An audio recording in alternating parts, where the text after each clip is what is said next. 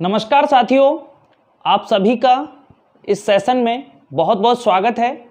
इतिहास विषय की सीरीज में हम आगे बढ़ रहे हैं और पुष्यभूति या वर्धन वंश जो लास्ट लेक्चर था वो हमने देखा था। इस लेक्चर के माध्यम से हम समझेंगे हर्षवर्धन के बारे में।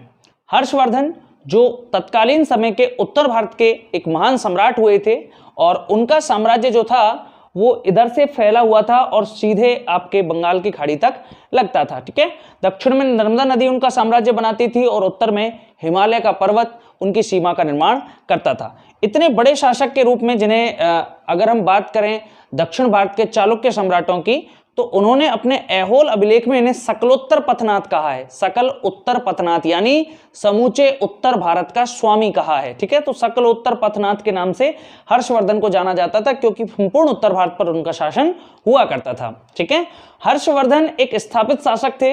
हर्षवर्धन के बारे में BN शर्मा ने कहा है कि उनमें चंद्रगुप्त मौर्य था उसके समान प्रतिभाशाली थे।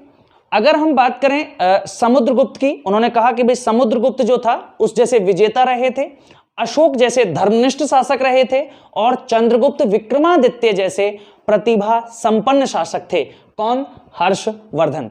हर्षवर्धन पुष्यभूति वंश में प्रभाकर वर्धन के पुत्र थे और इनके बारे में जो लास्ट जो लेक्चर हमने बताया था वहां पे हर्षवर्धन को मैंने बताया था। थोड़ा सा उसको मैं एक बार रिवाइज करा दूंगा, थोड़ा समझ लेना कि प्रभाकर वर्धन ये एक शासक थे आपके थानेश्वर जो पड़ता है हरियाणा में, यहाँ के राजा थे प्रभाकर वर्धन, जिनका ज्येष्ठ पुत्र था राज्यवर्धन और उनके दूसरे बेटे का नाम था हर्षवर्धन। एक इनकी बहन भी थी और बहन का नाम था राज्यश्री। मैंने आपको बताया था कि राज्यश्री का विवाह कन्नौज के राजा ग्रहवर्मा के साथ हुआ था और उस ग्रहवर्मा की हत्या जो है वो मालवा के शासक देवगुप्त ने कर दी थी। इसलिए राज्यवर्धन अपनी बहन को बचाने के लिए जब वहां गया, उसके राज्य को उसे लौटाने के लिए गया, तो राज्यवर्धन ने देवगुप्त को बड़ी आसानी से मार दिया, परंतु वह शशांक के षड्यंत्र में फंस गया और राज्यवर्धन मारा गया। ठीक है, अतः शासक किसको बनाया गया? हर्षवर्धन को। हालांकि एक छोटा भाई और भी था हर्षवर्धन का, जिसका नाम था कृष्ण। ठीक है, मूल रूप से प्रभाकर वर्धन के 3 पुत्र थे और प्रभाकर वर्धन की पत्नी का नाम था यशोमती, यानी हर्ष की माता का नाम क्या था? यशोमती। पिता का नाम था प्रभाकर वर्धन। प्रभाकर वर्धन जो था यह भी एक ताकतवर शासक था। इसको कहा जाता था गुर्जर प्रजार्गो। गुर्जर प्रजार्गो यानी गुर्जर जो राजा था, गुर्जर सम्राट था, उसकी नींद चैन उड़ा देने वाला। इसे कहा जाता था सिंधु राज ज्वर, यानी जो सिंधु का राजा है, सिंध क्षेत्र का जो राजा है, उसके लिए ये बुखार जैसा था। यानी इतना ताकतवर था कि इससे ये आस पड़ोस के शासक बड़े कह सकते डरते थे, भयभीत रहते थे। मालवा प्रजा परशु, यानी कि मालवा जो रूपी लता थी उसके लिए प्रजा परशु के समान इसको कहा गया है। किसको? प्रभाकर वर्धन को। तो बहुत ताकतवर था। लेकिन जब प्रभाकर वर्धन के मरने के बाद उधर राज्यवर्धन की हत्या शशांक कर देता है तो एक अव्यवस्था फैल जाती है और ज्यादातर जो इनके सामंत थे या ज्यादातर जो इनके कह सकते हैं राज्य थे वो स्वतंत्र हो गए। उन्होंने अपनी स्वतंत्रता घोषित कर दी क्योंकि उनको लगा कि अब हर्षवर्धन इतना ताकतवर नहीं निकलेगा कि उनके कंट्रोल में वो आ सकेंगे। इसलिए उन्होंने सोचा कि अब हम अपने आप की स्वतंत्रता घोषित कर देते हैं। ठीक है, तो हर्षवर्धन जब शासक बना तो ये बहुत कम उम्र का था। थोड़ा हर्षवर्धन के बारे में हम समझने वाले हैं। हर्षवर्धन के पिता प्रभाकर और माता का नाम यशोमती था। अगर मैं इनके जन्म की बात करूं तो इनका जन्म 591 ईस्वी माना जाता है। लेकिन एक विद्वान है CV वैद्य, इन्होंने इनके जन्म की तिथि निर्धारित की है 4 जून 590 ईस्वी। ठीक है, CV वैद्य ने इनकी डेट क्या दी है? 4 जून 590 ईस्वी को इनका जन्म बताया जाता है। ठीक है, अब मैंने आपको बताया था कि प्रभाकर वर्धन की मृत्यु कब हुई थी? 605 ईस्वी में हुई थी और 605 ईस्वी में राज्यवर्धन कहां आक्रमण करने गया था? मालवा गया था और इधर शशांक के पास भी गया था। तो हर्षवर्धन जो शासक बना ये बना 606 ईस्वी में। कब बना? 606 ईस्वी में। तो 591 या 590 का इसका जन्म था, 606 ईस्वी में क्या बन गया? ये शासक बन गया। यानी उस समय हर्षवर्धन की जो उम्र थी वो कितनी हुआ करती थी? मात्र 16 वर्ष। यानी मात्र 16 वर्ष की अवस्था में हर्षवर्धन क्या बन गया? राजा बन गया। कहां का? थानेश्वर का राजा बन गया। ठीक है, और इसी समय हर्षवर्धन ने इस 606 ईस्वी में एक संवत चलाया जिस संवत का नाम है हर्ष संवत। हर्ष संवत, ठीक है, कौन सा संवत चलाया? हर्ष संवत। इससे पहले मैं कुछ संवत आपको बता चुका हूं, एक बार दोबारा और बता देता हूं। एक संवत है विक्रम संवत जो 57 ईसा पूर्व चला था, 57 बीसी चला था, जिसका नाम है विक्रम संवत। ठीक है, दूसरा एक संवत है आपके शक संवत, शक संवत जो 78 ईस्वी में चला था। ठीक है, इसके अलावा एक गुप्त संवत मैंने आपको पढ़ाया था, गुप्त संवत जो 322 ईस्वी या 319-20 ईस्वी माना जाता है। ठीक है, और इसी टाइम पे एक संवत और चला था जिसका नाम था बल्लभी संवत। ये भी गुप्त संवत और बल्लभी संवत एक साथ के दोनों के दोनों। ठीक है, इसके अलावा एक संवत और था जिसको कहा जाता है कलचुरी संवत जो 248 ईस्वी में चला था। ठीक है, और उसके बाद अब हम नेक्स्ट जो पढ़ेंगे वो है हर्ष संवत जो 606 ईस्वी में पड़ा था। ये सारे संवत आपको याद रखने क्योंकि इनसे कई बार प्रश्न कर लिया जाता है। तो हर्षवर्धन जब गद्दी पर बैठे तो उन्होंने एक संवत चलाया जिसका नाम क्या था? हर्ष संवत। अब यहाँ पे थोड़ा सा एक चीज ये देखना कि जब हर्ष राजा बना तो उसके टाइम की चुनौतियां क्या रही। हर्षवर्धन के सामने पहली समस्या थी कि उनकी जो बहन थी वो बहन कहाँ चली गई थी? विंध्य पर्वतों की ओर चली गई थी। ठीक है, तो यानी पहली समस्या। दूसरी समस्या, उनके भाई को की हत्या कर दी गई थी और उनको जो शशांक था उससे बदला लेना था क्योंकि उन्होंने प्रतिज्ञा की हुई थी कि या तो मैं इस पृथ्वी को गॉड विहीन कर दूंगा या फिर मैं क्या करूंगा? जलती हुई अग्नि में प्रवेश कर जाऊंगा। ये इनकी प्रतिज्ञा थी। तो इनके दो प्रारंभिक चुनौतियां थी। पहली चुनौती थी राज्यश्री को बचाना और दूसरी चुनौती थी शशांक को पराजित करके मार देना या उसका राज्य ले लेना। ठीक है, ये इनकी चुनौतियां थी। तो इन्होंने हर्षवर्धन अपने युद्ध सचिव, इसके युद्ध सचिव का नाम था अवंती। क्या नाम था इसके युद्ध सचिव का? अवंती। और इसके प्रधानमंत्री का या सेनापति का अगर मैं नाम बताऊं तो इसके सेनापति का नाम था सिंहनाद। सिंहनाद। और आपको पता होना चाहिए कि हर्षवर्धन इस सिंहनाद के कहने पर ही शासक बना था। अगर आपसे प्रश्न पूछे कि हर्षवर्धन को शासक बनाने में किसने प्रोत्साहित किया तो वो सिंहनाद ने प्रोत्साहित किया जो सेनापति था। उसने कहा था कि आपको अपने भाई की मृत्यु का भी बदला लेना है और प्रजा पर यह उपकार करना है कि आपके पूर्वज इस क्षेत्र पर शासन करते आए हैं उसी प्रकार से आपको भी शासन करना है। जैसे मृग रूपी शावक को शेर स्वीकार करता है ऐसे ही इस राज्य को आप स्वीकार करें। यह कहन थी सिंहनाद की। तो सिंहनाद के कहने पर हर्षवर्धन क्या बन जाता है? शासक बन जाता है। और शासक बनने के बाद जो दो चुनौतियां थी तो उसने अपने युद्ध सचिव अवंती को बुलाया और अवंती से कहा कि भैया आपको क्या करना है? आपको जितने भी राष्ट्र हमसे स्वतंत्र होने की चेष्टा रख रहे हैं उन सभी राष्ट्रों को एक पत्र भेजना है। उनसे कहना है कि या तो वो नियमित रूप से कर हमें दें, हमें टैक्स दें, और अगर नहीं देते तो युद्ध के लिए तैयार हो जाएं। ये संदेश इन्होंने भेज दिया और सभी राजा जो पड़ोस के राजा थे उन सबको ये सूचना प्रेषित कर दी गई। और फिर हर्षवर्धन अपनी सेना लेकर अवंती और सिंहनाद के साथ चल देते हैं। रास्ते में इसे भंडी मिलता है। भंडी कौन था? भंडी इसका ममेरा भाई था, हर्षवर्धन का ममेरा भाई। वह इसे सूचना देता है कि कन्नौज में जो परिस्थिति बदल चुकी है और कन्नौज में जो राज्यश्री है उसको बंदी बना रखा है। किसने? गौड़ राजा शशांक ने बंदी बना रखा है। और फिर दोबारा इसको पुनः सूचना मिलती है कि कन्नौज से राज्यश्री को किसी शासक ने मुक्त कर दिया है और राज्यश्री विंध्य पर्वतों की ओर चली गई है। तो ये क्या करता है? ये थोड़ा सा अपने आप को चेंज करता है, अपने रूट को डाइवर्ट करता है। अब शशांक पर आक्रमण करने के बजाय ये क्या करता है? आपके राज्यश्री के पास जाने की कोशिश करता है कि पहले राज्यश्री को ढूंढ लिया जाए। उससे पहले इसके पास असम का एक राजा था जिसका नाम था भास्कर वर्मा। असम में किसका शासन था? कामरूप। असम किसको बोलते थे? कामरूप। यहाँ का राजा था भास्कर वर्मा। और ये भास्कर वर्मा जो था ये शशांक का विरोधी था क्योंकि शशांक से परेशान था ये। इसलिए भास्कर वर्मा हर्ष से क्या चाहता था? मित्रता चाहता था। इसलिए ये कहाँ आ जाता है? इस हर्षवर्धन से मिलने आ जाता है। जब ये अभियान पर जा रहा था तो इसका जो राजदूत था जिसका नाम था हंसबेग, वो हंसबेग किससे मिलने आ जाता है? हर्षवर्धन से। और वह हर्षवर्धन और भास्कर वर्मा के बीच मैत्री का नया अध्याय शुरू करता है। ठीक है, तो यहां से हर्षवर्धन का एक मित्र राष्ट्र बन चुका था जिसका नाम था असम।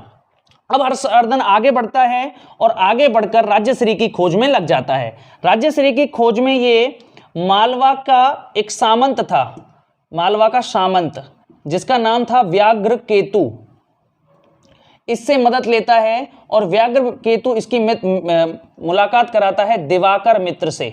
और जो दिवाकर मित्र जो था ये एक बौद्ध भिक्षु था। इस बौद्ध भिक्षु की मदद से जब ये राज्यश्री सती होने जा रही थी इसको बचा लिया जाता है और हर्षवर्धन राज्यश्री के साथ कन्नौज के सिंहासन पर आसीन हो जाता है। अब यह राज्यवर्धन जो हर्षवर्धन था ये राज्यश्री अपनी बहन के राज्य को छीनता नहीं है बल्कि अपनी बहन को सुविधा उपलब्ध कराता है जिससे कि वो बेहतर प्रशासन कर सके। इसलिए हर्षवर्धन स्वयं भी अपनी राजधानी कहाँ स्थानांतरित कर लेता है, कन्नौज में स्थानांतरित कर लेता है। बताया जाता है हर्षचरित में जो बाणभट्ट कहता है कि हर्षवर्धन और राज्यश्री एक साथ सिंहासन पर बैठ करके शासन चलाया करते थे, इस प्रकार से शासन चलाते थे। तो ये तो रही इनकी प्रारंभिक कंडीशन कि प्रारंभ में ये चुनौतियां इनके सामने थी। उसके बाद अब आएंगे हर्ष के विजय अभियान कि हर्ष क्या करेगा।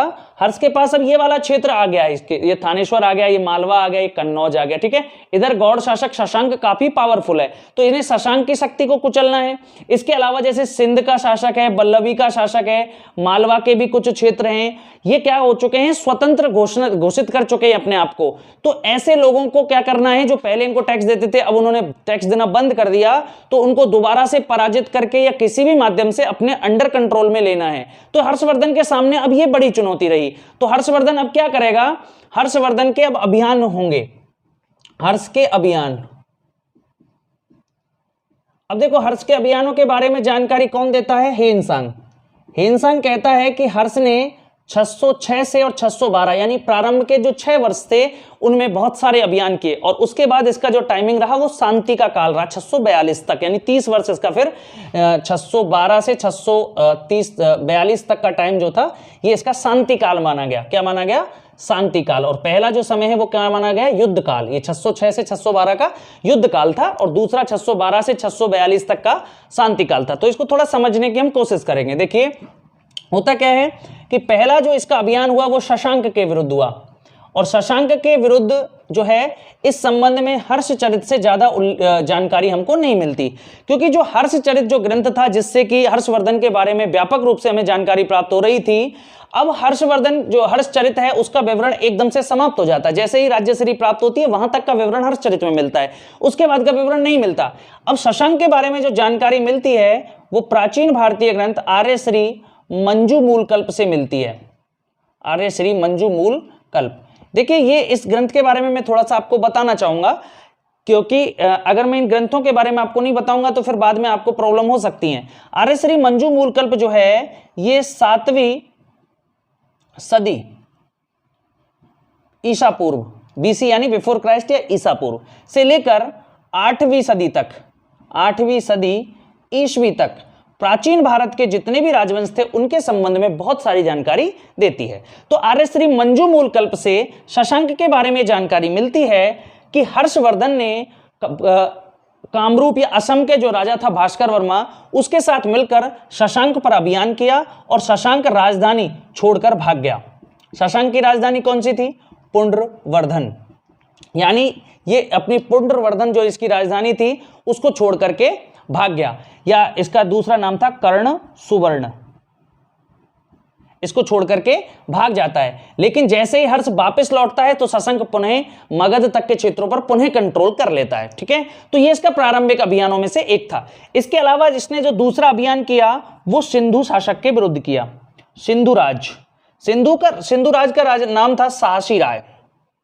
साहसी राय ये सिंध पर शासन करता था और ये इसके पिता हर्षवर्धन के पिता प्रभाकर वर्धन का सामंत हुआ करता था। लेकिन जैसे ही प्रभाकर वर्धन की मृत्यु हुई तो इसने स्वतंत्रता घोषित कर दी थी, इसलिए हर्षवर्धन ने इस पर अभियान किया और हर्षवर्धन ने इसे पराजित करके मार डाला था। ठीक है, हर्षवर्धन ने इसे पराजित करके मार डाला था। तो यानी ये सिंध का जो क्षेत्र है ये इसके कंट्रोल में आ चुका है। इधर आपके कुछ ये जो आपके गौड़ का जो कुछ क्षेत्र था वो भी इसके कंट्रोल में यहाँ आ चुका है। अगला इसका अभियान रहा मालवा के, अब मालवा पर, क्योंकि मालवा का भी कुछ क्षेत्र स्वतंत्र हो गया तो इसने वहां पर भी आक्रमण किया और उसे भी अपने कंट्रोल में कर लिया। ठीक है, तो 3 अभियान तो इसके ये हो गए। आगे हम बात करेंगे चौथे अभियान की। अब देखिए इसके बाद ये अभियान कहां करेगा, चौथा अभियान रहा इसका बल्लभी पर। बल्लभी कहां पड़ता है? गुजरात में पड़ता है। और बल्लभी में एक शासक शासन कर रहा था जिसका नाम था ध्रुवसेन द्वितीय। ठीक है, ध्रुवसेन द्वितीय कहां का राजा था? बल्लभी, गुजरात का राजा था। इस पर आक्रमण किया गया। हर्षवर्धन ने ध्रुवसेन को पराजित कर दिया। ध्रुवसेन क्या हो गया? पराजित हो गया। पराजित होकर के ये गुर्जर प्रतिहार शासक दत्त द्वितीय के दरबार में चला गया, जो उस समय भरूच का राजा था। और संभवतः दत्त द्वितीय जो था ये चालुक्य नरेश पुलकेशिन द्वितीय का सामंत था। देखिए, दक्षिण भारत में उस समय की महान शक्ति हुआ करती थी पुलकेशिन द्वितीय। ठीक है, ये बहुत बड़ी शक्ति थी पुलकेशिन द्वितीय, और इसने पल्लव शासक महेंद्र वर्मन को पराजित करके उत्तर का जो क्षेत्र था ये उत्तर आंध्र प्रदेश का ये जीत लिया था। यानी संपूर्ण दक्षिण भारत पर लगभग इसका कंट्रोल था पुलकेशिन द्वितीय, जो चालुक्य वंश का राजा था। तो ये ताकतवर शक्ति थी। और इस पुलकेशिन द्वितीय का सामंत कौन था? दत्त द्वितीय था। और इस दत्त द्वितीय के पास ध्रुवसेन द्वितीय जो है पराजित होकर के आ जाता है।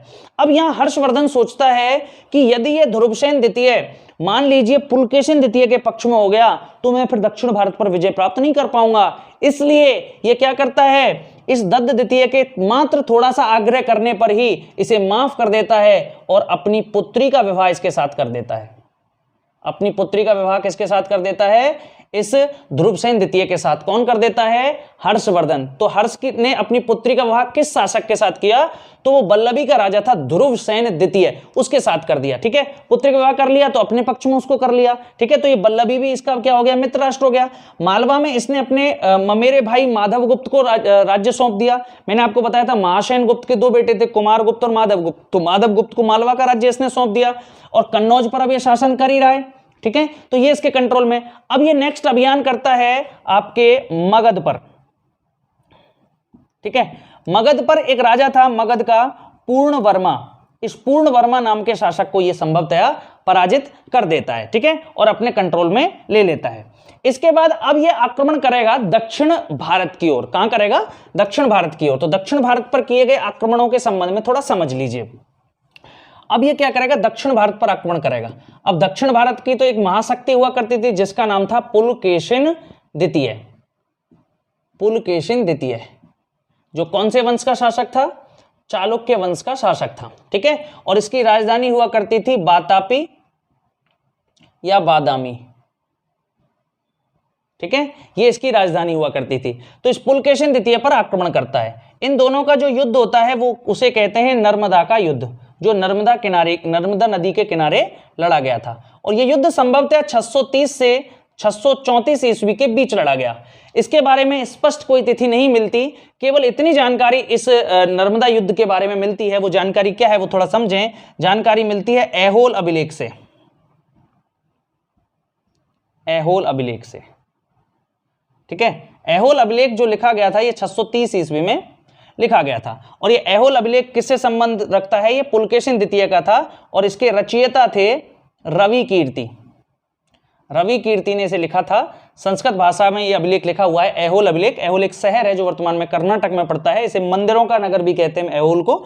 ठीक है, तो यहाँ पे एक रचयिता रवि कीर्ति था जिसने ऐहोल अभिलेख को लिखा था और ये पुलकेशिन द्वितीय के संबंध में था। तो इसमें ये जानकारी मिलती है कि शकलोत्तर पथनाथ ने दक्षिण भारत पर अभियान करने की कोशिश की और पुलकेशिन द्वितीय ने उसके अभियान को रोक दिया। यानी उसे दक्षिण भारत के उसका जो अभियान था दक्षिण भारत की तरफ उसका बढ़ने का जो मूड था उसे रोक दिया। मतलब उसको पराजित, संभवतः उसकी कोई छोटी मोटी सेना पराजित हुई थी। और उसके बाद हर्षवर्धन दक्षिण भारत की ओर सीधे आक्रमण करने के मूड में बिल्कुल नहीं था। ठीक है, तो संभवतः इस नर्मदा का जो युद्ध था जो 630 से 634 के बीच हुआ था, इसमें हर्षवर्धन की सेना की पराजय हुई थी। इसलिए इसने सीधे दक्षिण भारत पर आक्रमण करना उचित नहीं समझा। ठीक है, तो अब ये क्या करेगा?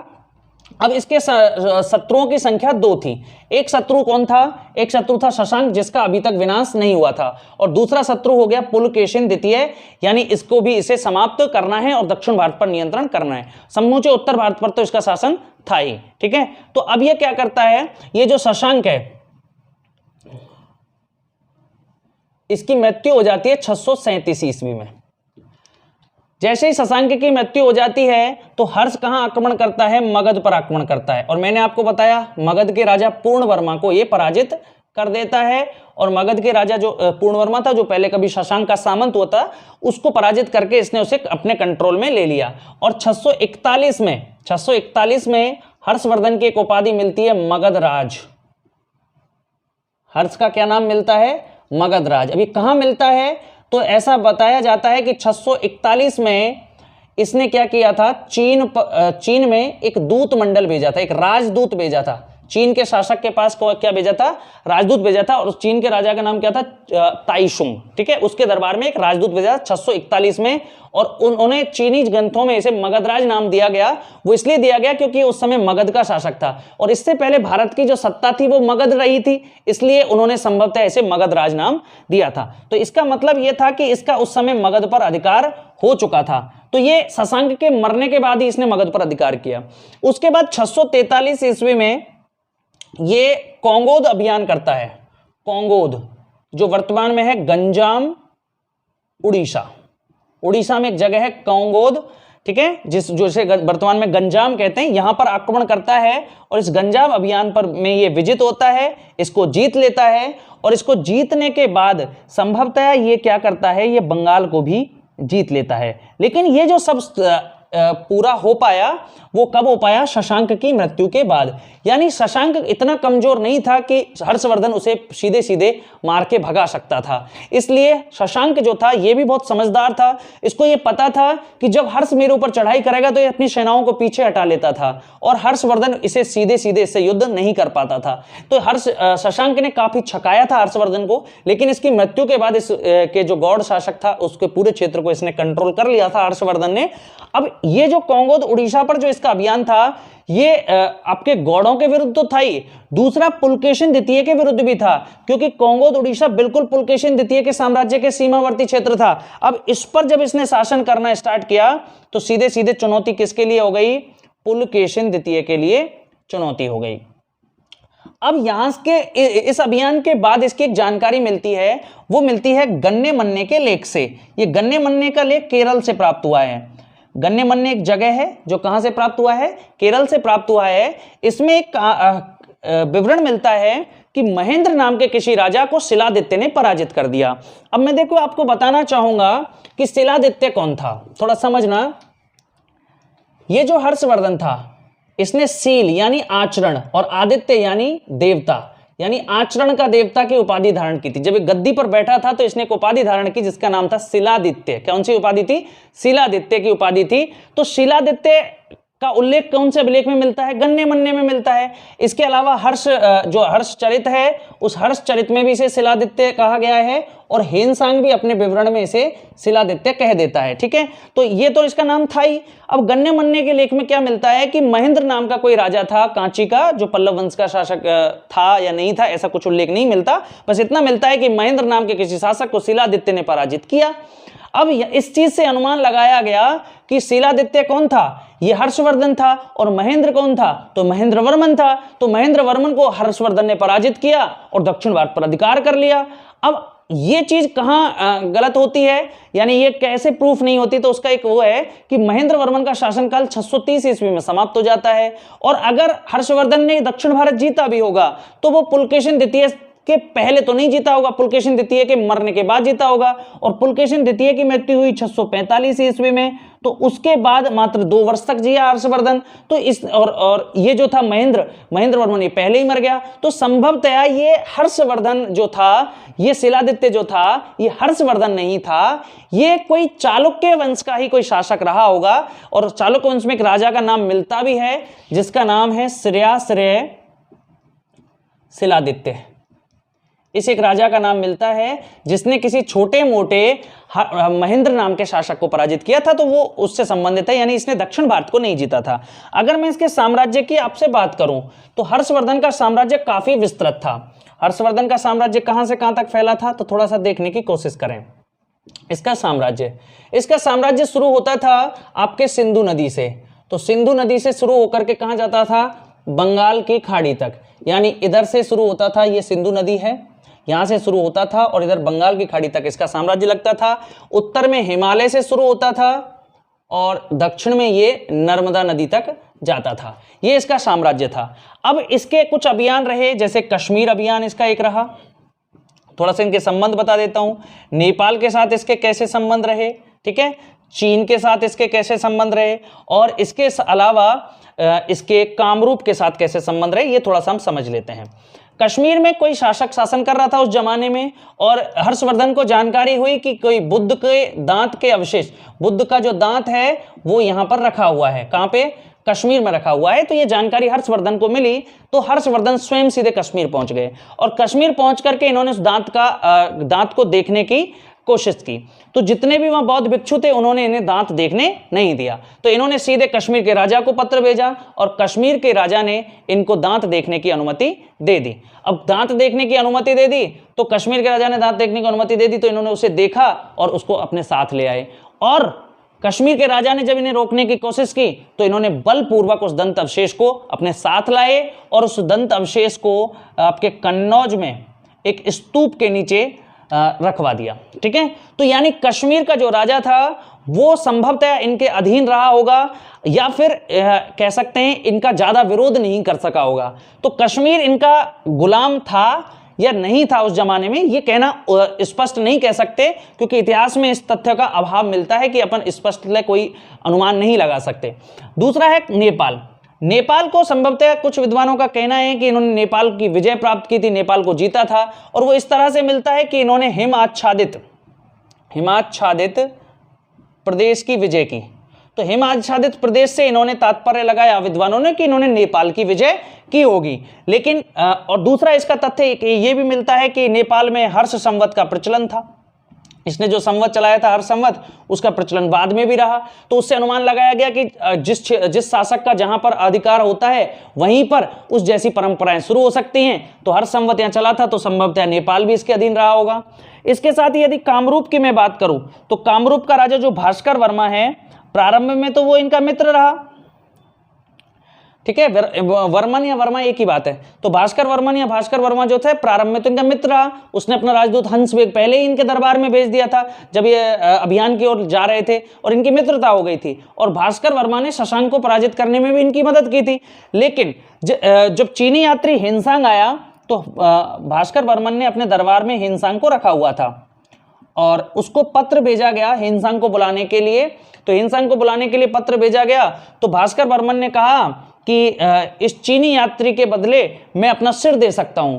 तो हर्षवर्धन क्रोधित हो गए कि यार तुमने इसको तो भेजा नहीं, फालतू की बात ज्यादा कर रहे हो। तो उसको क्रोध आ गया, और उसने कहा कि ऐसा करो, फिर जब सिर दे सकते हो तो सिर ही भिजवा दो, फटाफट सिर आना चाहिए अब। तो भास्कर वर्मा डर गया। तो संभवतः इसका क्या रहा होगा, गुलाम रहा होगा, या फिर इसका अधीनस्थ कोई शासक रहा होगा, इसके अधीन रहा होगा। तो भास्कर वर्मा जो है वो स्वयं उपस्थित हुआ, और हिनसांग भी उपस्थित हुआ, और दोनों के दोनों इसके दरबार में कन्नौज पहुंच गए। ठीक है, तो इस चीज से पता लगता है कि कामरूप जो था वो इसका कोई आश्रित राज्य या अधीनस्थ राज्य रहा होगा। अब हम बात करेंगे चाइना के साथ, कि चाइना जो देश था उसमें वहां पे उस टाइम शासन कर रहा था आपके ताइशुंग। चाइना में कौन शासन कर रहा था? ताइशुंग। तो ताइशुंग के दरबार में 641 में कौन राजदूत भेजेगा? हर्षवर्धन राजदूत भेजता है। और हर्षवर्धन के दरबार में ये 3 राजदूत भेजता है। पहला राजदूत इसका आता है 643 में, दूसरा राजदूत आता है इसका 646 में, और तीसरा राजदूत 647 में। जब इसकी मृत्यु हो जाती है तो उसके उपरांत यहाँ पहुंचता है। थोड़ा समझने की कोशिश करना। पहला राजदूत आया 643 में, लियाई होई किंग। ठीक है, दूसरा राजदूत आया ली पियो 646 ईस्वी में, और वांग हुआन से कब आया? 647 में। ये वान हुआन से लेट आया था, और तब तक हर्षवर्धन की मृत्यु हो चुकी थी। तो यहाँ का कोई कन्नौज का कोई स्थानीय शासक था जिसका नाम था अर्जुन। उस अर्जुन ने इसको लूट लिया था। ठीक है, कौन? किसको? जो तीसरा आपके मंडल भेजा गया था, दूत मंडल चीनी सम्राट के द्वारा, उसको लूट लिया गया था। ये उस टाइम पे हुआ था। हालांकि 2 इसके समय पहुंच गए थे। इसने भी अपना राजदूत चीन के साथ भेजा था। तो यानी चीन उस टाइम पे हमारे देश का मित्र राष्ट्र उस टाइम हुआ करता था। ठीक है, विरोधी राष्ट्र नहीं था। अच्छे इसने कूटनीतिक संबंध विदेशी शासकों से बनाए थे। तो ताइशुंग के साथ इसके कैसे संबंध थे? बढ़िया संबंध थे। अब यहां पे बात करेंगे, हर्षवर्धन क्या केवल युद्ध प्रिय ही शासक था? क्या इसमें कोई और भी गुण थे? तो थोड़ा सा समझने की कोशिश करें। गुणों की यदि मैं बात करूं तो इसे साहित्यकार सम्राट कहा जाता है। साहित्यकार सम्राट कहा जाता है। क्यों कहा जाता है? क्योंकि ये बड़ा साहित्यकार था, और इसके कुछ ग्रंथ मिलते हैं, जैसे प्रियदर्शिका, रत्नावली और नागानंद। ठीक है, प्रियदर्शिका और रत्नावली जो दोनों ग्रंथ हैं ये वत्सराज उदयन पर लिखे गए हैं। वत्स मैंने आपको महाजनपद काल में वत्स एक महाजनपद पढ़ाया था और उसका राजा था उदयन। उस उदयन के संबंध में ये दो जो है ग्रंथ इसने लिखे थे। और तीसरा ग्रंथ है जो नागानंद, ये जीमूत वाहन की कहानी पर है, जीमूत वाहन। ठीक है, ये आप गूगल पे भी सर्च कर सकते हैं। जीमूत वाहन की कहानी काफी बढ़िया है, रोचक है। इसमें क्या होता है कि एक जीमूत वाहन नाम का एक राजा होता है जो बड़ा धर्मात्मा रहता है और उसके परिवार के पास एक कल्प वृक्ष था। उस कल्प वृक्ष से वो हर साल हर उसके जो राजा थे वंश में, वो सब कुछ ना कुछ मांगा करते थे। जीमूत वाहन को लगा कि इस कल्प वृक्ष को मुक्ति दे दी जाए, तो जीमूत वाहन ने क्या किया, उस कल्प वृक्ष से कहा कि आप सारे लोगों में धन बांट दो और आप स्वतंत्र हो जाओ। तो पूरी प्रजा जो है वो धनी हो गई और कल्प वृक्ष आसमान में उड़ गया। उसके बाद जीमूत वाहन क्या करता है, जीमूत वाहन के विरुद्ध षड्यंत्र शुरू हो जाते हैं। तो जीमूत वाहन अपना राज्य छोड़कर अपने माता पिता को लेकर मलयगिरी पर आ जाता है, यानी दक्षिण भारत आ जाता है और यहाँ रहने लगता है। यहाँ पर इसे एक सुंदर कन्या मिलती है जिसका नाम था मलयवती, उससे विवाह कर लेता है। विवाह करने के बाद ये रहने लग जाता है। तो एक दिन ये घूमने जा रहा था अपने साले के साथ, तो रास्ते में इसे सफेद रंग का एक पहाड़ दिखा। तो इसने जीमूत वाहन ने पूछा कि यहाँ तो बर्फ भी नहीं है, ये तो दक्षिण भारत है, तो यहाँ पे ये सफेद पहाड़ कहाँ से आया, बर्फ वाला पहाड़ कहाँ से आया। वन महाराज ये बर्फ नहीं है, ये नागों की अस्थियां हैं और इन नागों की अस्थियों को जो है ये गरुड़ देवता खा जाता है। अच्छा, गरुड़ खा जाता है। वन अच्छा, तो ये तो भाई गरुड़ को तो मनाना पड़ेगा कि भाई इनकी अस्थियों को इतना क्यों खा रहे हो। अब ये जो साला था वो तो चला जाता है, उसको दूत आते हैं बुलाने, तो वो चला जाता है और जीमूत वाहन वहां से नहीं जाता और जीमूत वाहन वहां रुक जाता है। तो ये एक वृद्धा की रोने की आवाज सुनते हैं। वृद्धा की रोने की आवाज सुनते थे, उसके पास जाते हैं, उससे कहते हैं कि भाई माता जी आप क्यों रो रही हैं। तो उन्होंने बताया कि एक राजा है नागों का जिसका नाम है वासुकी, ये जो वासुकी है इसकी, और जो विष्णु भगवान का वाहन है कौन, गरुड़, उसकी क्या हो जाती है, शत्रुता हो जाती है। देखो वासुकी कौन था, शिव शंकर जी है ना, जो उनके गले में रहता है, उस सांप का नाम वासुकी है, नागों का देवता। और विष्णु भगवान का वाहन कौन है, विष्णु भगवान का वाहन है गरुड़। तो इन दोनों की क्या हो जाती है, शत्रुता हो जाती है। तो जो गरुड़ है वो आपके पाताल लोक में आ जाता है और इन सांपों को खाना स्टार्ट कर देता है। कुछ को खाया, कुछ को नहीं खाया, यूं ही इसी प्रकार से जो है वेस्टेज करता है। ठीक है, बहुत ज्यादा सांपों को मारना स्टार्ट कर देता है। तो नागों का जो देवता वासुकी है वो आपके गरुड़ देवता के पास जाता है और उससे क्षमा मांगता है और उससे कहता है कि आपको मैं प्रतिदिन एक सांप भिजवा दिया करूंगा, तो आप ऐसा करो कि मैं वहीं भिजवा दूंगा। आप अपने जो है दक्षिण अरब सागर का ये हिस्सा है, सॉरी आपके बंगाल खाड़ी का हिस्सा है, यहाँ पे आप रुकें, हिंद महासागर के टच में, वहां रुकें, वहीं पे आपको मैं प्रतिदिन एक सांप भेजूंगा। तो ये वृद्धा बताती है कि मेरे बेटे का आज नंबर है, उसे जाना है और इसको वो कौन लेके जाएगा, आपके गरुड़ लेके जाएगा। ठीक है, तो ये कहानी जब इसको बताती है वृद्धा, तो जीमूत वाहन बड़े दुखी होते हैं। जीमूत वाहन कहते हैं कि मैं इसको नहीं जाने दूंगा, मैं खुद जाऊंगा। और जीमूत वाहन उस गरुड़ के पास चले जाते हैं। जब गरुड़ इन्हें खाना स्टार्ट करता है, तो खाने के बाद जब जीमूत वाहन खुश हो रहे होते हैं, तो वो देखता है कि वो नाग तो मुझसे डरते हैं, कांपते हैं मुझसे थरथर। आप कौन महान विभूति हैं जो डर नहीं रहे हैं, मैं आपको खा रहा हूं और आप डर नहीं रहे। तो जीमूत वाहन कहते हैं कि भाई अगर आप इन नागों को माफ करें और इनको खाना बंद करें तो मैं बताऊं। तो इन्होंने बताया कि मैं जीमूत वाहन हूं। अब चूंकि इनको उस टाइम के बहुत लोकप्रिय व्यक्ति थे, ठीक है, तो सारे लोग जानते थे। तो जीमूत वाहन के कहने पर नाग फिर जो आपके गरुड़ देवता थे वो मना कर देते। तो उस पर एक ग्रंथ लिखा गया था नागानंद, और इस पर एक नाटक का अभिनय भी किया जाता था। इस नाटक का अभिनय किया जाता था और इस अभिनय को खुद हर्षवर्धन इसमें जीमूत वाहन का रोल किया करता था। ठीक है, तो हर्षवर्धन एक कह सकते हैं साहित्यकार सम्राट था। इसके ग्रंथ बड़े इंपॉर्टेंट है, प्रियदर्शिका, रत्नावली और नागानंद इसने लिखे। अब इसके दरबारी अगर हम बात करें तो इसके दरबार में कौन कौन रहते थे, तो इसके दरबार में मयूर रहता था। मयूर जिसने सूर्य शतक नामक ग्रंथ लिखा था। ठीक है, और दूसरा इसके दरबार में बाणभट्ट रहता था।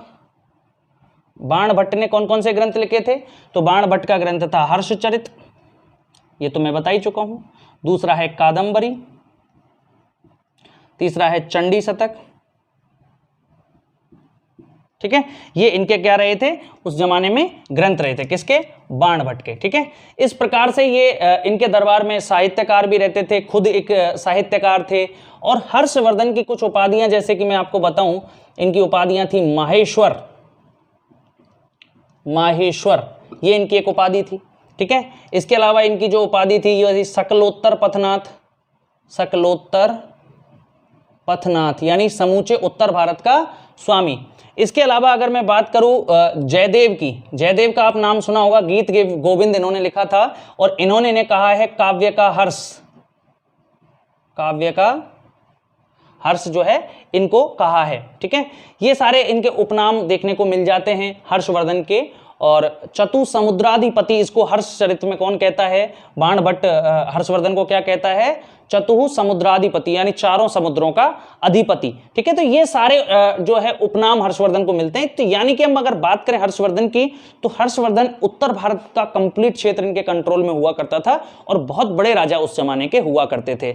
और मैंने आपको बताया था कि एक इतिहासकार वीएन शर्मा ने इनके बारे में क्या कहा है, तो वीएन शर्मा ने कहा है कि ये चंद्रगुप्त मौर्य जो मौर्य था उस जैसे तो क्या थे, प्रतिभाशाली थे। चंद्रगुप्त मौर्य जैसे क्या थे, प्रतिभाशाली थे, वीर थे, और समुद्रगुप्त जैसे एक विजेता थे, समुद्रगुप्त जैसे विजेता थे। चंद्रगुप्त द्वितीय जो था उस जैसे प्रतिभा संपन्न थे और अशोक जैसे धर्मनिष्ठ थे। तो उन्होंने ये जो चीजें कही वो कोई वैसे ही तो नहीं कही, यानी इनका कहीं ना कहीं कोई आधार तो रहा होगा। तो वो जो आधार था उसका एक कारण है, तो वो कारण क्या था कि ये प्रत्येक पांचवें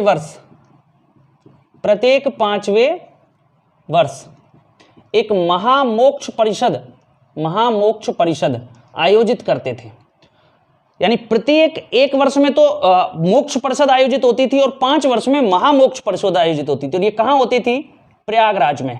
प्रयागराज कहां है, उत्तर प्रदेश, यहां पे आयोजित होती थी। और ह्वेनसांग इसका विवरण देता है, ये महामोक्ष परिषद जो थी वो 643-44 में आयोजित हुई थी और 645 में तो चला ही गया था ह्वेनसांग यहाँ से।